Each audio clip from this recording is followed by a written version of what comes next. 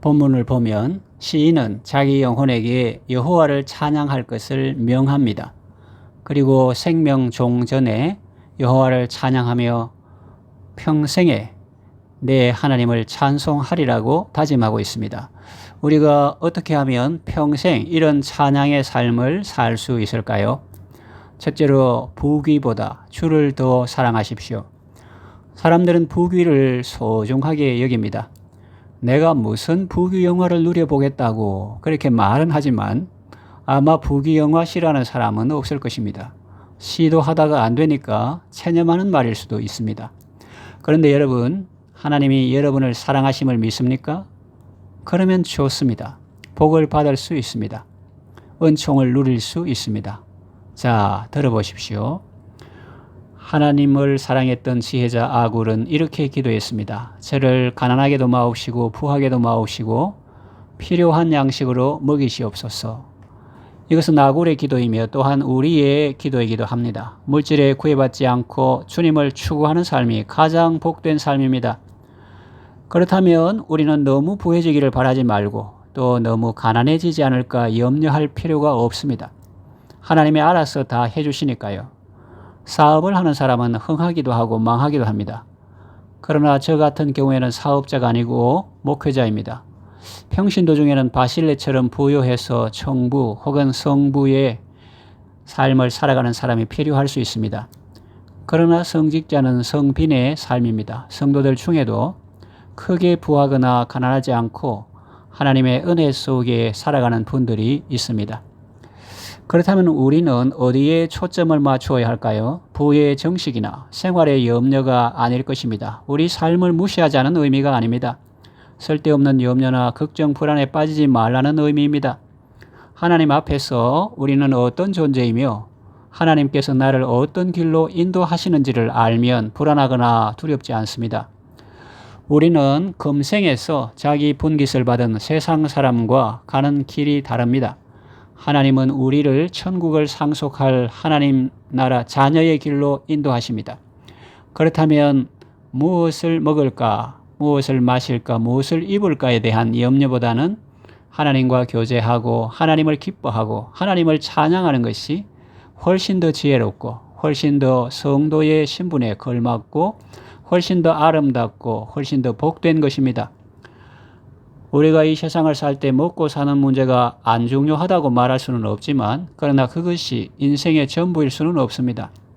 소풍 가서 도시락 먹는 것도 중요하지만 그것이 소풍의 전부일 수는 없습니다.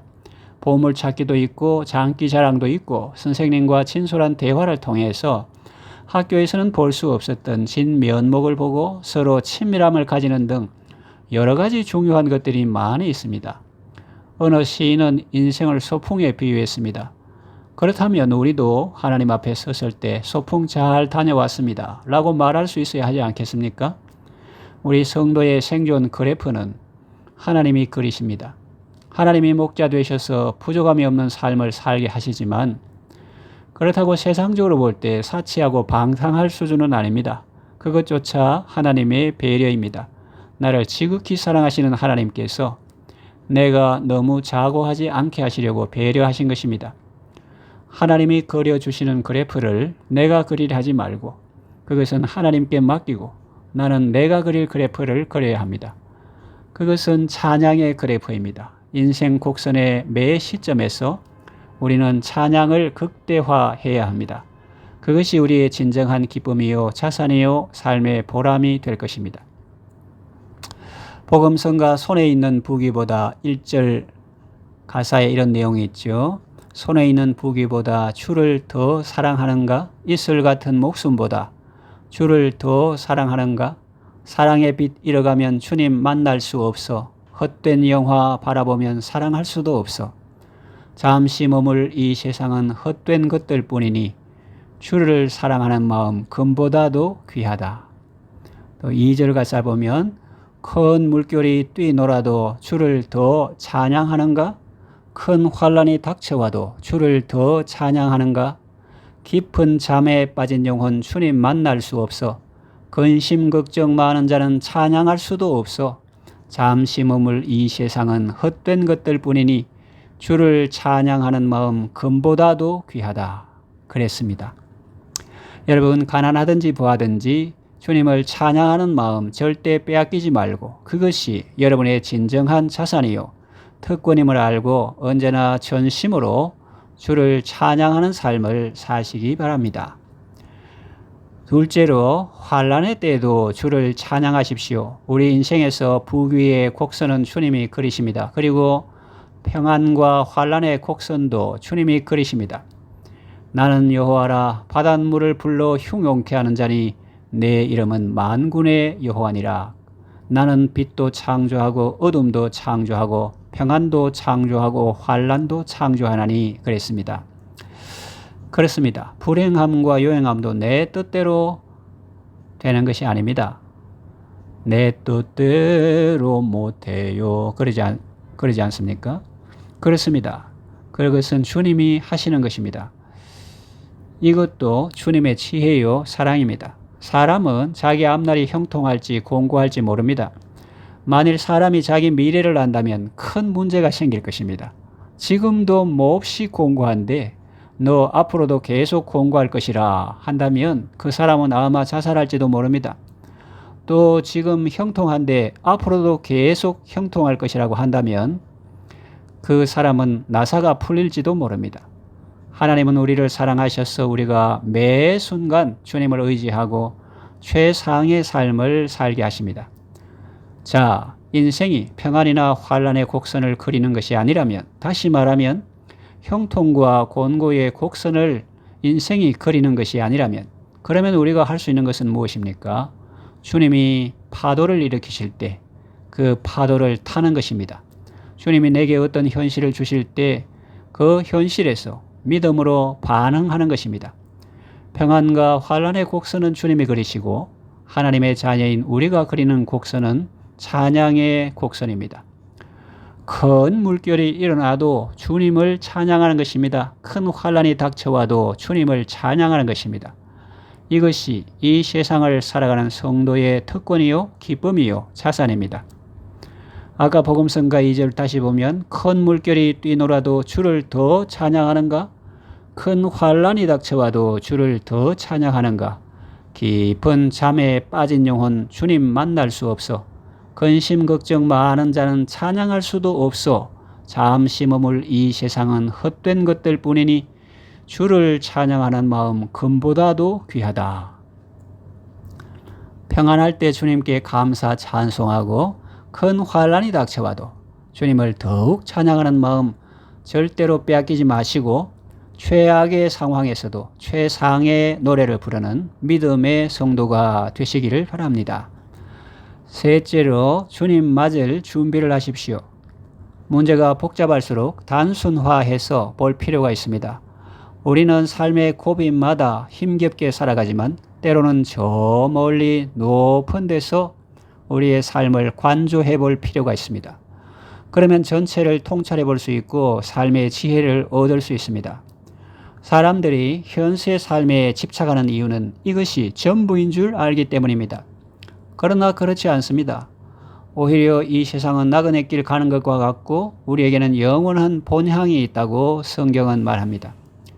상대주의자나 현실주의자는 이 사실을 받아들이지 않습니다. 내세를 말하면 사기라고 합니다. 손으로 해를 가리고 해가 없다고 주장하는 것과 같습니다. 하나님을 부인하고 성경을 부인하고 내세를 부인하는 사람들을 보세요. 그 삶이 어떠한지. 예수님은 그 열매로 나무를 안다고 했습니다. 하나님을 부인하고 내세를 부인하는 사람들은 절대적인 가치 기준을 인정하지 않기 때문에 자기가 하나님 자리에 앉아 있습니다. 그래서 포괄적 차별 금지를 말하고 동성애를 말하고 평등을 말하지만 사실은 무절제와 방탕한 삶을 살며 죄의 종노릇하며 비참한 삶을 살다가 영원한 멸망을 당하게 되는 것입니다. 로마서에 이런 말씀이 나옵니다. 육신의 생각은 사망이요 영의 생각은 생명과 평안이니라. 그렇습니다. 안 믿는 사람들은 자기 오감을 기준으로 판단합니다. 눈에 안 보이니까 없다. 살아 계신다면 증거를 보여달라고 합니다. 반문하고 싶습니다. 우리의 눈이 그렇게 정확합니까? 바람이 눈에 보입니까? 안 보입니다. 그러나 나뭇가지나 빨래가 흔들리는 것을 보면 바람이 부는 것을 알 수 있습니다. 어머니의 사랑이 보입니까? 눈에 안 보입니다. 그러나 그 애정 어린 말투나 희생적인 삶을 통해서 우리는 어머니의 사랑이 있다는 것을 압니다. 하나님도 우리 육신의 눈에는 안 보입니다. 그렇다고 하나님이 없다고 단정하는 것은 섣부른 판단입니다. 우리가 하나님의 말씀을 믿을 때 그대로 이루어지는 것을 보면, 믿음으로 기도할 때 응답되는 것을 보면 하나님의 살아계심을 확실히 체험할 수 있습니다. 그렇다면 이 생이 다라고 하는 어리석음에 빠질 것이 아니라 천국을 바라보는 지혜로운 삶을 살아야 합니다. 죄 많은 이 세상은 내 집안이네. 내 모든 보화는 저 천국에 있고 저 천국 문을 열고 나를 부르네. 나는 이 세상에 정들 수 없도다. 그런 복음성가가 있죠.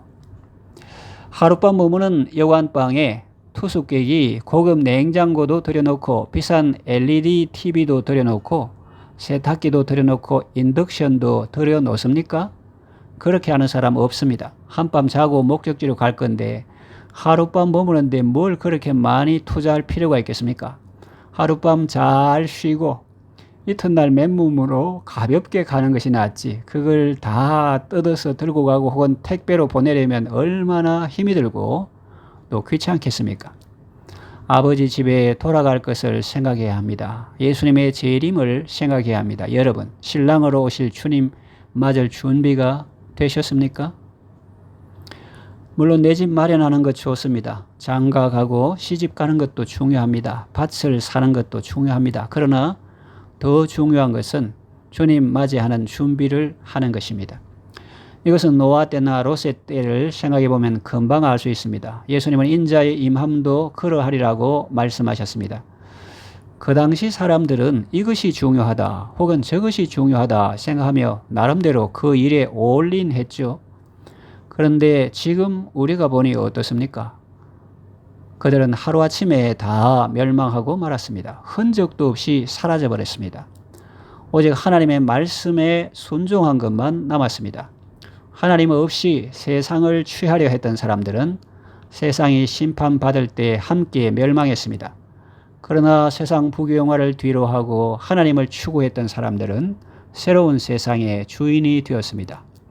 물론 하나님이 주인이지만 그들에게 맡겼다는 의미입니다. 우리에게는 주를 맞을 준비함이 금보다도 귀합니다. 이제 말씀을 정리하며 맺으려고 합니다. 이 세상 형적은 지나갑니다. 그러나 하나님의 자녀들이 이 세상 살면서 그리스도와 연합하고 하나님과 교제하고 하나님께 감사하고 찬양한 것은 절대로 사라지지 않습니다. 하나님의 심판은 옛 세상에 속한 것은 태우지만 새 세상에 속한 것은 살리고 회복하고 밝히 드러낼 것입니다. 그때 의인은 하늘에서 해와 같이 빛날 것입니다. 어떤 상황에서도 하나님을 찬양하십시오. 인생의 최고 되는 목적은 하나님을 영화롭게 하고 그를 영원토록 즐거워하는 것입니다. 목적대로 사는 인생이 아름답고 멋있고 복된 인생입니다. 언제나 어떤 상황에서나 하나님과 동행하고 하나님께 감사하고 하나님을 찬양하는 아름답고 복된 삶을 사시기 바랍니다.